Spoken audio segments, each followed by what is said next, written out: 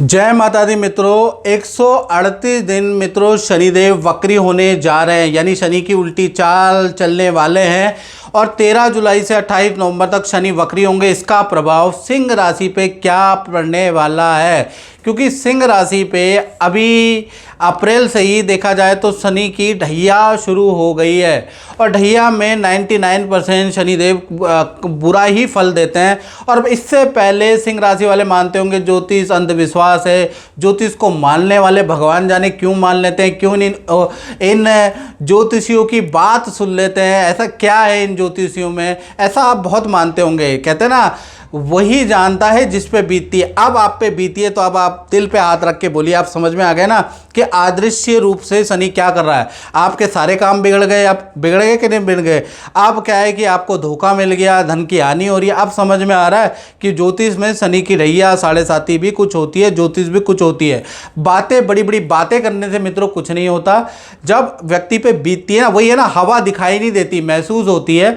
तो वही बात है, आप खुशबू दिखाई नहीं देती, महसूस होती है। इसी प्रकार से ज्योतिष भी दिखाई नहीं देती, लेकिन जब आप उपाय करते हैं, जब आपको कष्ट मिलता है ना इन ग्रह का, तब आपको महसूस होता है कि बात सही है। तो अभी क्या है कि सिंह राशि वाले जितने भी हैं, चाहे वैज्ञानिक विचारधारा वाले हो, चाहे ना हो, चाहे आस्तिक हो, चाहे नास्तिक हो, चाहे गोरे हों, चाहे काले हों, चाहे पुरुष हो, चाहे स्त्री हो, चाहे वंचर हो, चाहे थलचर हो, या चाहे दिवारात्रि हो, चाहे निशारात्रि हो। जो दिन को जगते हैं उन्हें दिवारात्रि, दिवाचर, और जो रात को जगते हैं उन्हें निशाचर।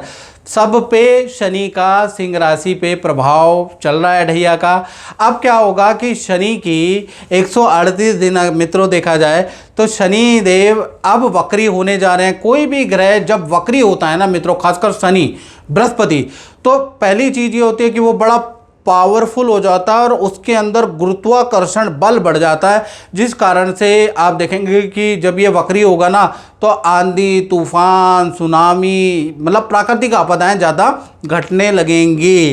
कहीं पर आंधी आएगा, कहीं पे भूकंप आएगा, कहीं पर पे सुनामी, कैटरीना जैसे समुद्र के अंदर तूफान आपको नोटिस होगा, क्योंकि जैसे ही ग्रह वक्री होता है तो ये प्रभाव होता है। इसी प्रकार से जब ग्रह का ग्रेविटेशनल पावर बढ़ जाती है तो कहीं ना कहीं जीवन में लोगों को बना भी देती है। याद रखिएगा, बड़े से